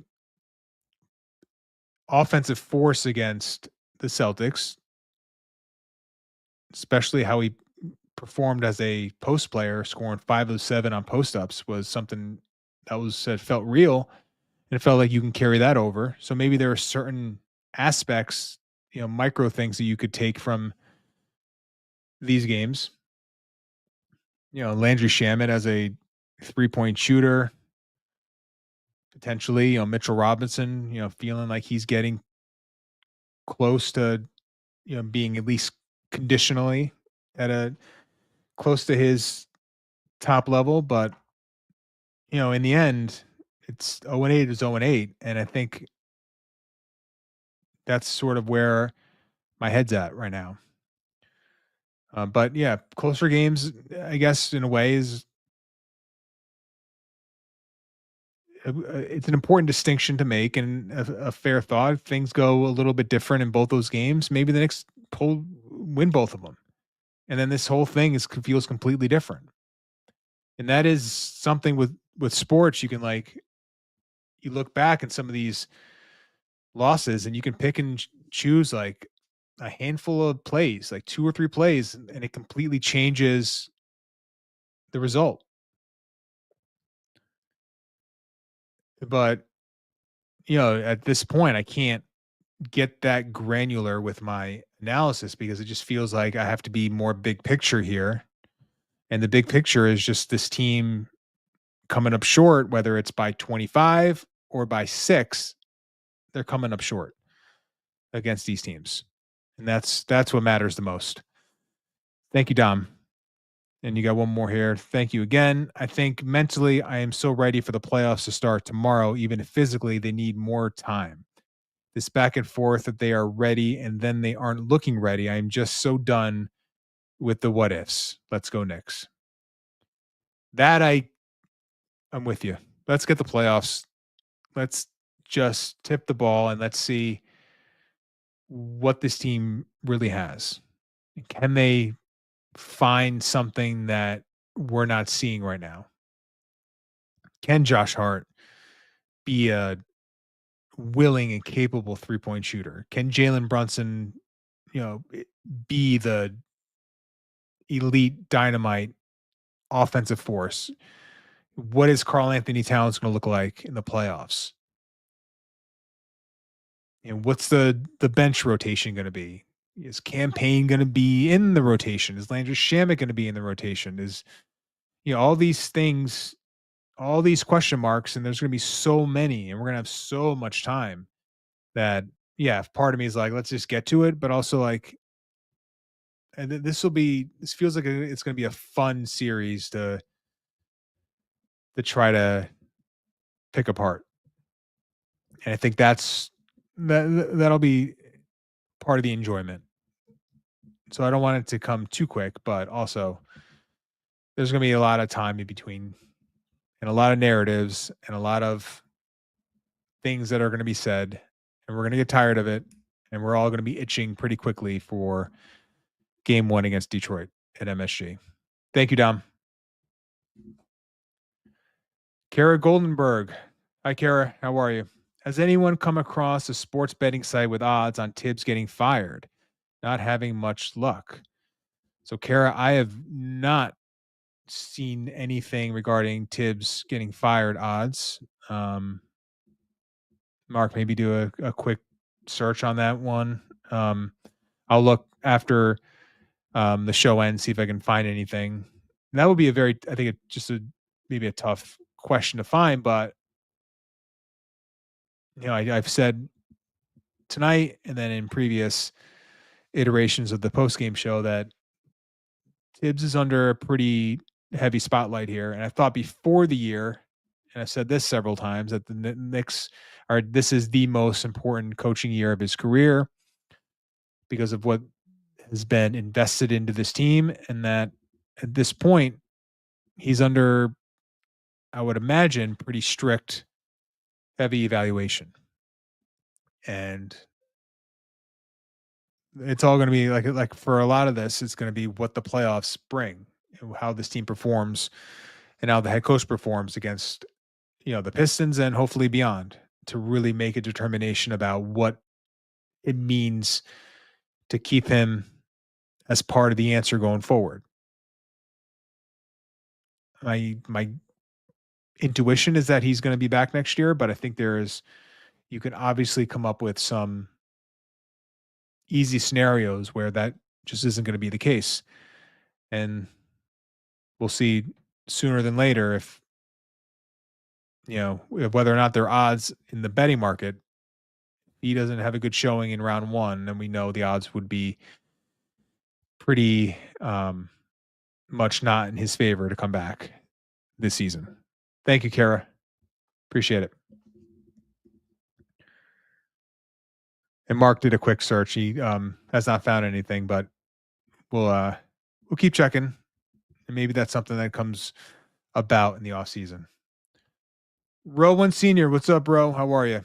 Hey, DJ, I know it's too late for a philosophy change, but wouldn't it behoove the Knicks to lean into offense more than their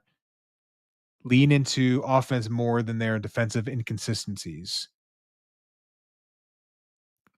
So I'm trying to make sure I am on the same page with how you're proposing that question. So if the thought is this team needs to be more of a elite, high level offensive team that is maybe middling on defense, I think that was probably the theory going into the year, and sort of was playing out, at least November, December. It was like the first or second best offense. Maybe the defense was a little worse than average, but the defense hasn't been terrible since the All-Star break. It's probably been the 12th or 13th best defense in the NBA in that stretch. It's been better. I know Brunson missed a lot of those games, so that's gonna help improve that number. But it almost feels like the offense is a little more alarming in terms of the inconsistencies there, because I thought this team was going to be better offensively. And you saw flashes of it, and you saw stretches early in the year where they were producing like that elite offense, but they've had trouble sustaining that. And we'll see if that matters, if that is just what this offense is going forward, if changes need to be made. I think there's probably a need for more dynamism on the ball, someone that can really bend a defense, really off the bench more than anything. Campaign has had a really good year, but when he penetrates, he's penetrating to shoot. Deuce McBride really doesn't get into the paint consistently, and when he does, it's rarely the restricted area. and he's not creating advantages with the ball. So you're the two guards that are getting the primary bulk of minutes off the bench really are incapable of creating big advantages for your offense. So I think getting someone that can provide that would be a huge, benefit to this team. So I think offensively, I'm more concerned there, Rowan Senior, and I think that more than even the defense has been sort of alarming. But the defense has been inconsistent, and that was on display tonight in the fourth quarter. You saw it, and that's without Cat. So you sort of had a better group of defenders theoretically out there. Thank you, Rowan. Appreciate it. Thanks for checking in. OG team, what's up, OG team? Feel like Mikal wouldn't be a Knick if Hart and Brunson wasn't always bringing up Mikal's name and clowning him on social media and interviews. Well, listen, I think it's a funny way of putting it. I think the front office, if you're going to invest in a player with that asset pool, you're not going to do it based on those things. You're doing it because you thought he was a major difference maker. And I think you can argue the jury is maybe still out on the trade, and then there's a playoffs this year and potentially more years down the road here where he can change how we view that trade. But right now, it just feels like it's hard to say that you feel good about it right now.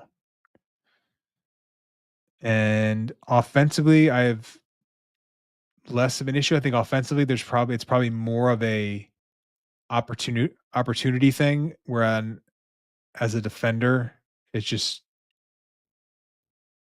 right. Even if you were going to argue there was an adjustment period early on, like that should be over now. I know there wasn't a lot of expectations in Brooklyn. I know he wasn't guarding the ball as often. So you chalk that up in November, December as something he had to adjust to a new pick and roll partner defensively in Karl Anthony Towns. But that is gone now. You have no more excuses. This is just who you are as a defender. And if you're not a guy that you could claim to be excellent on the ball against these high level offensive players, then it's hard to come up with a scenario where that trade is going to be a good one for the Knicks.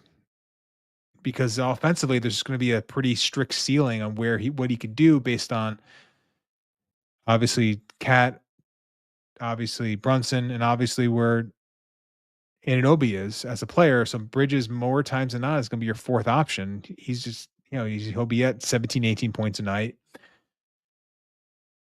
You'll need his mid-range shooting in the playoffs. That'll be something the Knicks are going to have to lean into. We know his corner 3-point shooting is there. We know his finishing, he's excellent. His transition play, his screening, all those things. So offensively, I really don't have a ton of critiques for him, but I just have a lot on defense. And that's where I think it's the most frustrating. Thank you, OG team. Thanks for checking in.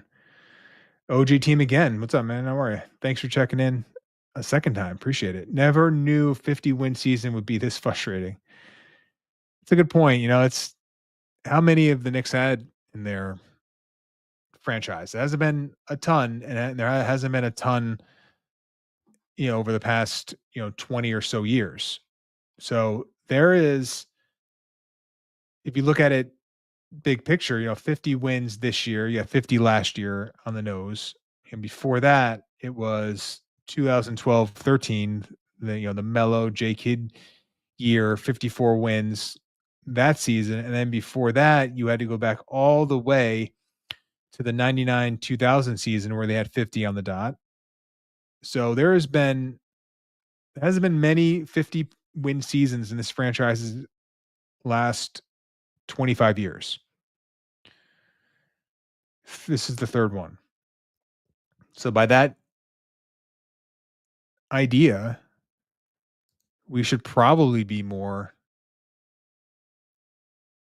optimistic and appreciative of a competitive winning basketball team. But that just disregards, I think, expectations of what this team should be, and the fact that we just expect a bigger step forward compared to where they were last year. And right now they have the same amount of wins with a single game left in the season. And even with Brunson missing a bunch of games, I think there's reason to feel a little disappointment there. And that's kind of where my head is at right now.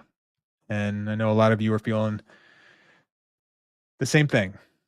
All right, before we get to more of your super chats, let's do the T squared out of town scoreboard, of course, presented by T squared social. So important games across the docket in terms of seeding, specifically regarding the Knicks. We do have a few games still in progress. Clippers 75, Kings 68. That game is late in the third quarter. Kawhi has 22 for the Clips. The Suns have a 28-point lead against the Spurs. That game has just hit the fourth quarter. Warriors have a 16-point advantage, 68-52 over the Trailblazers. That's late in the third. At the half, Lakers have a 22-point lead over the Houston Rockets. Lakers finishing pretty well here with a couple of important wins. Luka has 24 at the half. The Hawks, and the rest of these are final. Hawks with a 14-point win over the 76ers. Let's see if our guy Quentin Grimes got in there. We did not. So tanking continues in fine form in Philadelphia. Good job, guys. You have likely, it looks like, going to keep your pick. Well done. Magic 15 or 14-point win over the Pacers, 129-115. The Bucks 125-119 winners against Detroit. That confirmed the Pistons to stay in the sixth seed position to play the Knicks in the Eastern Conference. Celtics, they win 130-94 against the Hornets. Celtics played some of their guys, but I don't think the minutes were that extreme. Got up to 30 for a couple of guys. So looks like the Celtics keeping their foot on the gas a little bit in terms of their star players, just keeping it their rhythm going. Heat got 153 points on the night, 153-104 against the Pelicans. That game ended. Let's see here. Bulls 119-89 winners against the Wizards. Implications there with seeding. We'll go over the Eastern Conference playoff seedings here in a moment. The Mavericks got a 124-102 win against the Raptors. Rough year for I think Toronto. Interesting team to consider next year. Obviously, Brandon Ingram never really suited. I don't think he suited up for a game for them after the ankle injury. So how he gets introduced to the team with Scotty Barnes, RJ, Quick, and all those guys. Nuggets 117-109 winners against the Grizzlies. So I believe the Nuggets are now 2-0 in the Adelman era. Timberwolves got a 117-91 win against the Nets, and the Thunder 145-111 over the Jazz. Thunder get their 67th win of the season. So your Eastern Conference playoff seedings. Cavaliers are your 1, Celtics are your 2, Knicks are your 3, Pacers 4, Bucks 5. That's a fun one. Pacers, Bucks, Pistons in the 6th spot, and then you're playing teams: Magic at 7, Hawks at 8, Bulls at 9, and your Miami Heat at 10. So thank you, Mark. So Heat play the Bulls. They're the 9-10 matchup. Winner of that plays the loser of the Magic Hawks in the 7-8 matchup. So Bulls Heat. See, I mean, that's gonna be an interesting one just based on experience on the Heat, but the Bulls just offensively being a lot to handle. And then I don't know, something about the Magic getting out of that 7 spot and maybe giving because if the Magic go to 7 and potentially getting the Celtics, and they give the Celtics a hard fought 6-game series and make it tough on them potentially. We'll see. I mean, Paolo and Franz, it's not nothing in terms of their on ball creation, and then obviously defensively they can do some things, but it's all set up there in the Eastern Conference. I do like the Pacers Bucks matchup as just a fan with a healthy Giannis now. Um, Pacers just a really good team. They're the better team. I think. I think they'll win the series, but you got to give enough credit to Giannis to think he can carry them into a 6-7 game series just by his brilliance. But there really is just not a lot there with the Bucks. Don't love the Kuzma fit at all, but Giannis is that guy. But Pacers have a lot of, I think Halliburton's an all NBA player, and I think you can make an argument that Siakam deserves real consideration on the third team. And that's your Eastern Conference seedings, and that is your out of town scoreboard presented by T Squared Social. And let's get back to your super chats. Thank you, Mark, for the graphic. And Robert Cross gets us back going. What's up, Robert? My guy DJ, I've been watching Knicks basketball for 40 plus years, been around the game all my life. I have never seen a 50-win team play with less joy. Yeah, I've seen a lot of basketball too. Seen a lot of 50-win seasons. There is a palpable sense this team is not having the best of times right now. And maybe it is the pressure of what this season required of them.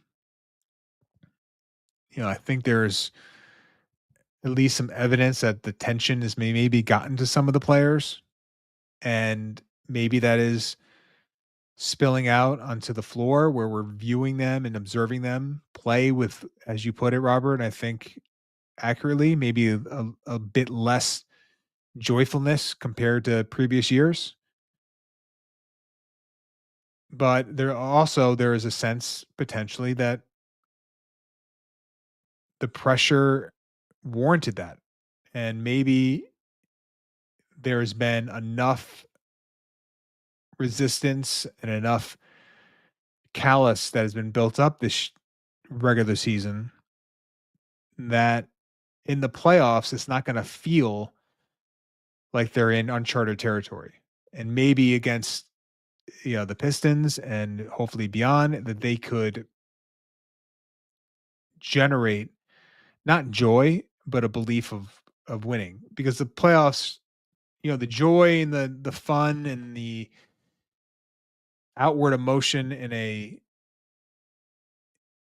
free flowing positive way tends to come more in the regular season, which I agree has not really come to fruition this year. But in the playoffs, that is really usually not, unless you're just destroying teams, typically not the case. It's usually intense and not super fun to play and physical and all those things. So maybe that this season and what it's been and all the talk about this team not quite being good enough is going to allow them to maybe go into the playoffs and feel like, listen, we just went through a not so fun regular season that we're just going to carry that over into the playoffs and feel like just right at home. That's an optimistic glass half full view of things.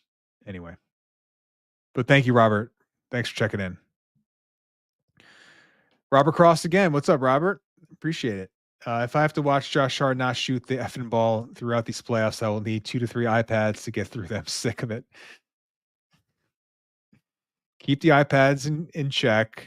You don't need any, those things might be going up in price over the next little bit. So just, you don't want to be just throwing those around because they're might be a little more expensive coming up here.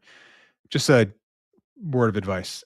But yeah, I was really feeling that with Hart tonight, and it's been not just tonight, obviously, but it felt more exposed tonight for some reason, and to the point where again, Mike Breen, just like all of us, just had said it. It was almost like one of those like off the cuff moments, like you just one of those record scratch Josh Hart possessions, Mike Breen quote, he has to shoot the ball. And I know there was like a couple of weeks ago where he said he's starting to figure out it was about like him fading back on his shot and not swaying forward, and he was working on it. And I think the game right afterwards he shot well from 3, and then it just sort of like didn't maintain. And then obviously the first or one of the early PJ Tucker games where Hart hit a few threes and was pointing to the bench, and that didn't carry over. And it just feels like he's just unable to generate momentum as a shooter. And I've said this many times, when you're a non-shooter and even when you have good shooting seasons, it's hard for you to repress that memory of those moments when you couldn't shoot the ball. And I think there's countless players that fall into this category where you can have good stretches, but that confidence, that good feeling of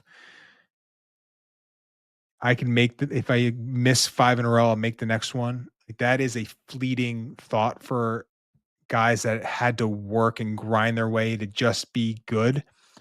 When you're Steph Curry or you're Malik Beasley or you're Landry Shamet or Jalen Brunson, or Brunson, I think also goes through these crises of confidence as well, but more Shamet. I think Towns falls in this category. Your whole life has been you making shots. So it's just very easy for you to miss a bunch and then just let it go the next time. But when you're Josh Hart and your whole career has been in incredible effort just to be average at the skill, you always know the next one can be the start of like 5 misses in a row, versus if you're a great shooter, the next make is 5 makes in a row. And I think that's the difference between a guy like Josh Hart and other shooters that have those moments that don't really provide that area where you feel like you're going to miss a bunch in a row. And I feel like for him, like that Philadelphia game 2 last year, where he just got into a rhythm, and in that game he just let it go because he felt good in that game. But that feeling is it's as strong as the next make. And if the one or the next shot, and if the next shot doesn't go in, then the bar of confidence shrinks and shrinks and shrinks. And then you get moments like tonight where he refuses to let the ball go. And believe me, we know the history of all sports of guys just not able to do things that seem routine because mentally there's a block there. And for him, it feels like sometimes he gets into this area where there's a mental block with him shooting the ball. And you can hope that he's just going to flip the switch in the postseason, and maybe he will because he did it last year, but it doesn't feel like something you could feel super confident in. Thank you, Robert. Keep those iPads in check. Robert again. What's going on, Robert? 3 in a row. Appreciate it. At the conclusion of last year, I would have ran through a brick wall for the team. Never have been prouder. This team ain't it. Soft, lack of cohesion. Where's the heart and hustle? Well, that was something I've already talked about this earlier, and I feel like that's what that team meant to all of us. And as I also mentioned, that team also lacked some talent in areas that made their ceiling pretty low compared to other great teams. So that was the hope, is that you're going to inject so much talent here that you could afford to pull from those areas of toughness and resilience and resolve. And I think the problem that we're seeing is that they overestimated the talent and they underestimated what that loss of resolve and grittiness and toughness was going to cause. And that's today's thought. And that's, again, April 11th, a night after losing to the Cavaliers. If they get through Detroit comfortably and they give Boston hell in round 2, we could have a different conversation and we could say, this team is actually close and we need just 1 or 2 more pieces and we're there. Because that's in the cards as well. Things change. You can feel quite different about this team in 2 weeks. So let's give ourselves the opportunity to feel, not only feel different, but also like be humble enough to know what we're feeling now and our assumptions now might not be reality in pretty short order. And that's just what sports is. It's a very fluid thing and it's human beings, a lot of factors. There's things that happen that we can't predict, that we have no insight into because we are only getting a glimpse of the ecosystem of watching the games. We don't know what's happening behind the scenes. We don't know what's happening in practice, in the locker room. So there are all these things that matter in terms of how this team performs. And we'll know this year whether this team is a good team that is just so far beyond these great teams that it's going to require some really tough conversations, or this team is like very, very good and just needs like 1 or 2 more attainable pieces to get to the level that those other teams are. And that's where I think our mindset should be heading into the playoffs. Thank you, Robert. Appreciate that. Spicy Sham. Is it still relax? 15 points for Shaman in 21 minutes. Josh Hart's 11 boards in 34 minutes was great. I rule. Yeah, I'm not relaxed about this one. I did find the Shaman minutes offensively especially impressive. Love the fact that he was, letting it go. Getting 11 3-point attempts up is clearly a much needed attribute and skill for this team. Just the volume. And Hart had, did he have 11 rebounds on the night? I mean, just double check that. Yeah, 11 rebounds. How many offensive? Only 2 offensively. He just didn't feel like there were the Josh Hart getting a defensive rebound and just exploding down the court, creating advantages in transition. So it felt like he wasn't, despite those rebounds, not moving at his usual explosive self.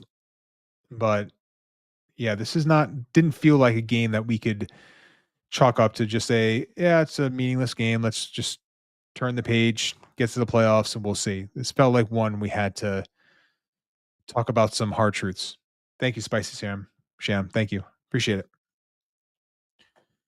Kane Marco / Take Mob General. What's going on, Kane Marco? Thank you for your participation today. All this crying is making us look softer than this team does. Buck up and quit moaning. Well, what are we going? What is the alternative there? Should we come on here and say, listen, 0-8 is 0-8 against these great teams. 0-10 if you include Oklahoma City, it doesn't matter. We are just, we're not good enough, but let's just go to the playoffs and let's see what happens. What should we be saying about this team? I think the lack of toughness and resolve is a real thing to be concerned about. I think some talent issues on this team and lineup construction issues. I think there's real problems. They're complex problems, and there's no easy answer. And there's trade-offs in all scenarios. And most people don't give enough credence to those trade-offs. But I think it's completely fair to be very frustrated with where this team is. And I just don't know as a fan, like what the alternative is, or as someone who analyzes his team, what's the alternative? Like, what does bucking up mean exactly? Other than ignoring some real hard, facts about where this team is.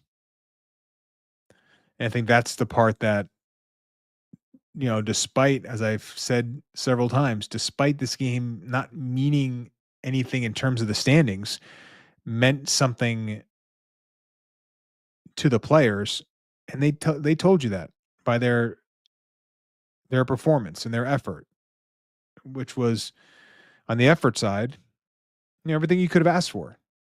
So that's something that they told you this game mattered. And all these games against these great teams mattered, and they lost all of them. So you have to just gotta contend with that. You have to, talk about it in an objective way. Thank you, Kane Marco. Appreciate it. Christopher Webb. What's up, Christopher? How are you? Cavs attacked Brunson in the pick and roll. Why didn't the Knicks do the same with Garland, or at least attack him for goodness sake? He's not a good defender. Yeah, when they did, it was more side pick and roll, as I talked about, and Jared Allen's positioning in there muck things up, and Brunson didn't seem, at least to me, having the explosiveness to get all the way to the rim. Now I'll go back and look with all honesty, it's hard to really recall on a play-to-play basis like what the Knicks intended to do offensively, because there's sometimes things are you intend to run an action and for whatever reason you don't get to it because a team switches the off-ball screen or they blow it up because they top block and you have to adjust and go back door and nothing materializes. Now you're going to plan B, plan C.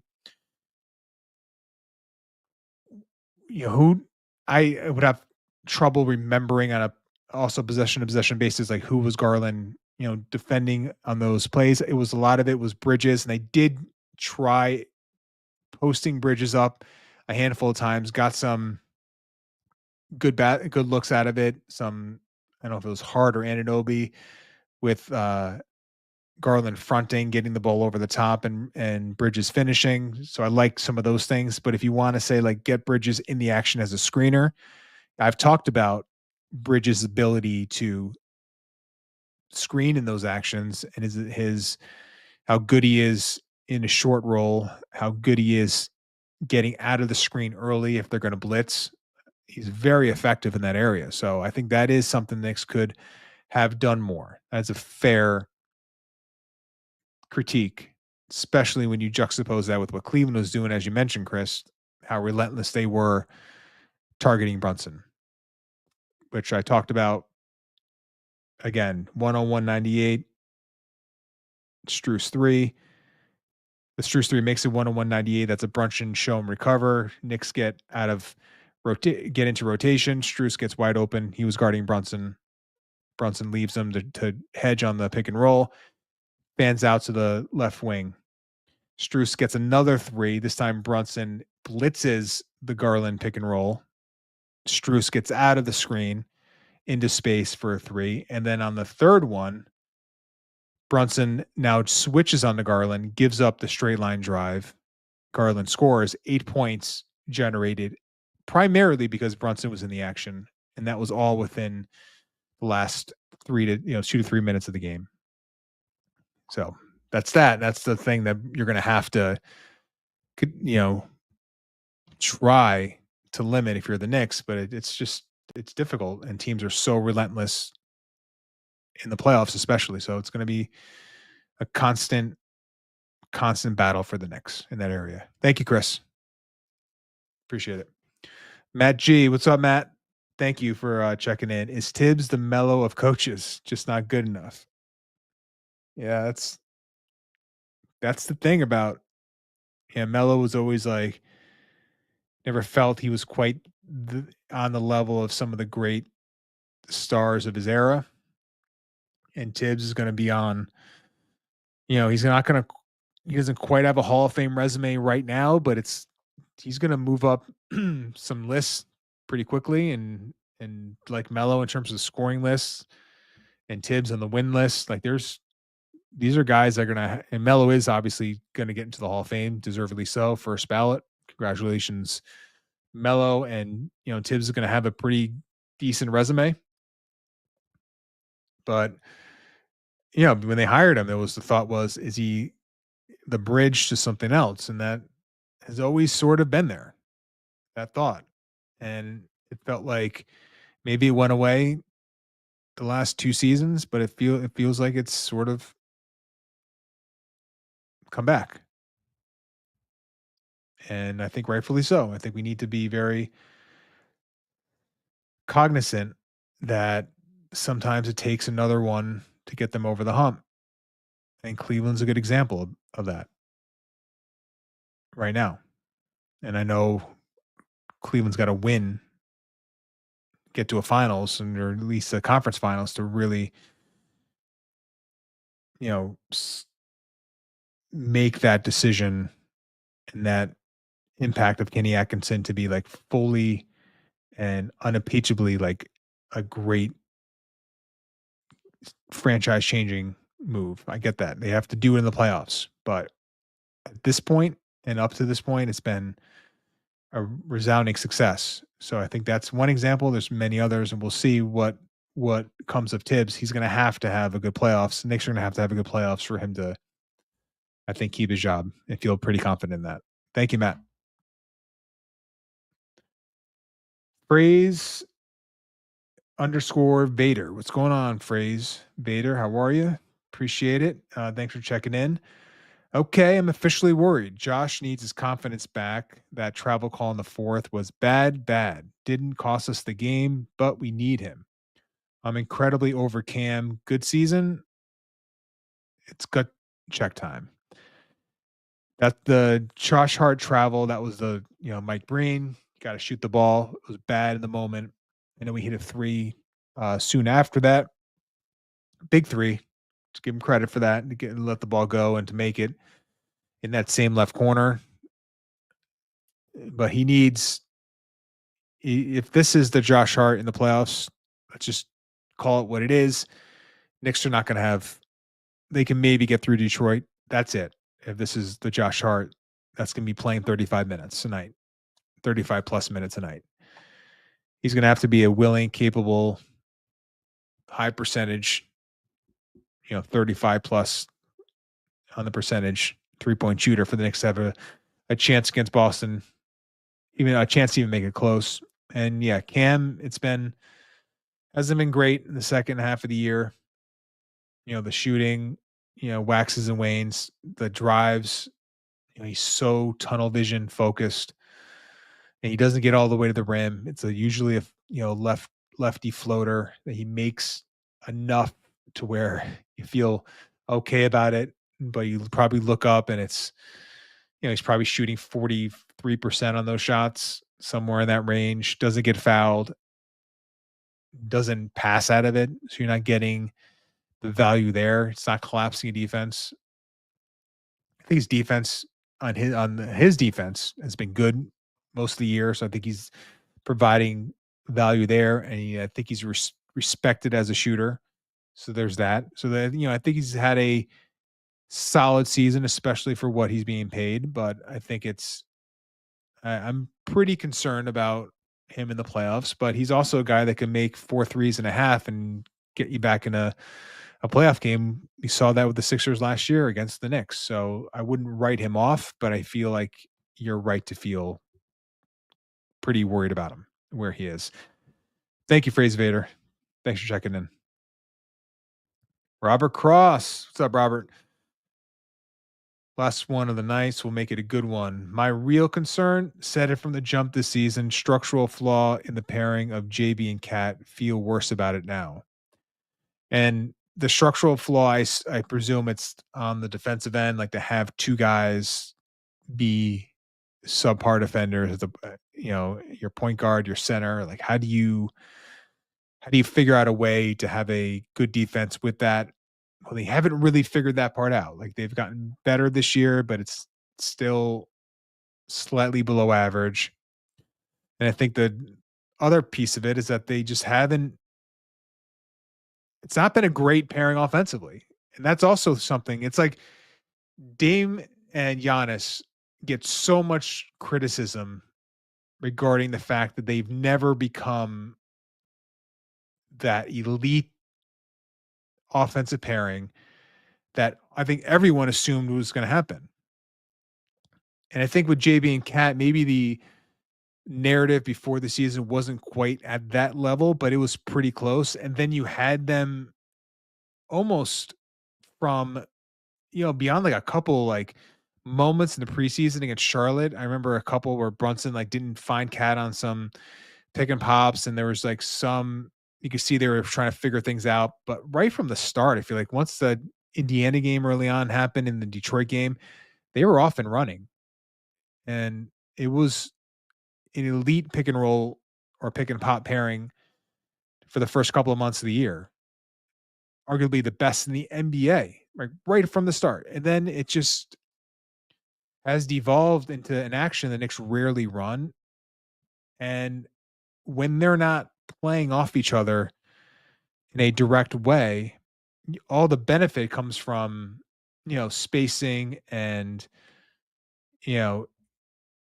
moving without the basketball. And can you generate an open look based on your ability to penetrate and draw help? Well, Brunson's okay at that. He's pretty good, but he's not an elite offensive player in terms of getting into the paint and then driving kick. And then Cat, when he's driving, it's usually if he's putting the ball on the floor twice, it's going to, I've said this before, if he's dribbling twice, he's shooting. If he's dribbling once, maybe he'll kick it out. But if it's 2 dribbles to the basket, it's tunnel vision. So you're not getting, spray outs to the wings or the corners based on his drive. So how are they playing off each other in a way that is boosting each other's offense? And that was the big critique of Randall and Brunson. How do they play off each other? Well, I think there was in the 23-24 season before the Randall got hurt, they were developing some real chemistry as Randall was the sort of the fulcrum of the offense in these possessions where Brunson would be the spacer and mover without the basketball, and Randall would draw the double and then was so good at kicking it out.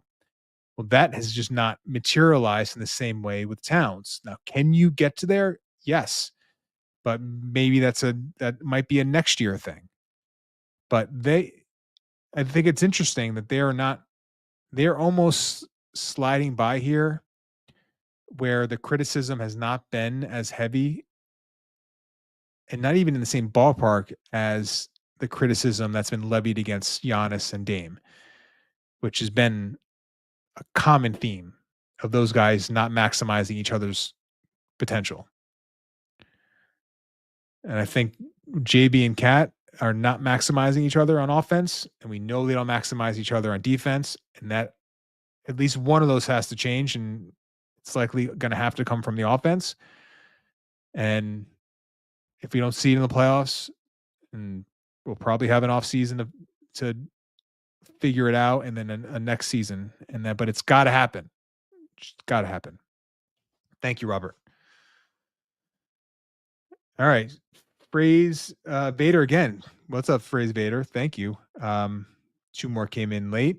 Sorry, iPhone spell check stinks. Let's go. Let's effing go Knicks. I don't even know what you misspelled. But if you did misspell something, it didn't throw us off too bad. But don't worry. And yeah, I agree that spell check, terrible thing.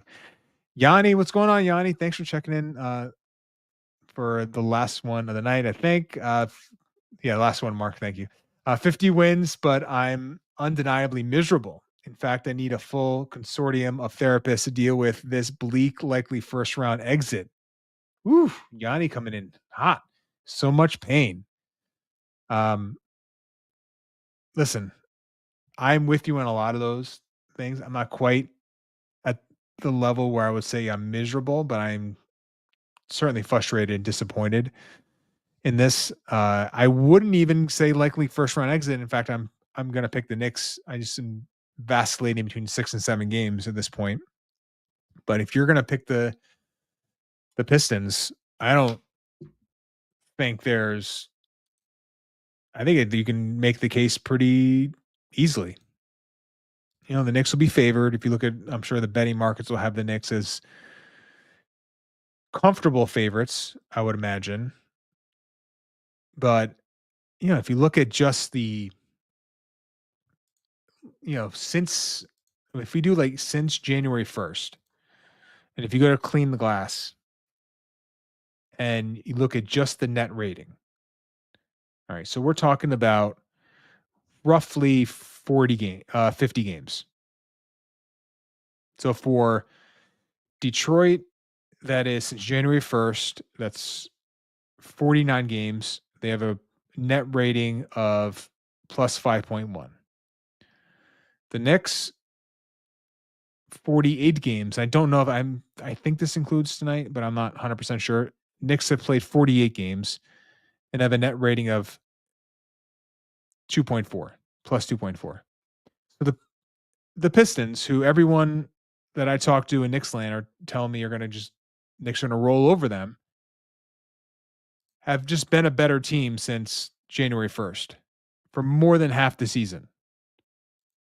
More than half the season, Detroit has been a better basketball team. Now, caveats are the Brunson absence, and the Knicks have had some brutal losses that are going to make that net rating look worse than maybe it is. But even if you adjust for those things, I don't think you can. I think the most optimistic view of it is that these are two teams that have played at roughly the same level since January 1st. I don't think you can say the Knicks have been flat out better. I think you can say the Pistons have been flat out better. I don't think you can say the Knicks have been better. So based on this being more than half the season, and the fact that the Pistons have played well against the Knicks, feels like it's a hard case to make that the Knicks are going to win in 4 or 5 games. But I know the playoffs are a different animal, different beast. We'll know what we see in the regular season doesn't always translate into the playoffs. And hopefully for the Knicks, it all translates. It doesn't translate fully, and they figure out a way to move forward in a more positive direction. Thank you, Yanni, for your support and checking in today. That'll do it for the Knicks Film School post-game show. Thank you for tuning in. Of course, please like this video, subscribe to our channel, and leave a 5-star rating wherever you are listening to this episode. Thank you, Mark, for helping me out on the ones and twos. As always, one more before the regular season ends, and then the playoffs. So, Knicks Film School, of course, will have all the playoff coverage before, during, after the whole gambit. So please hit those notifications every time we get content released. You will be the first to hear about it. Thank you all for checking in and listening in, and we'll talk to you soon. Peace out.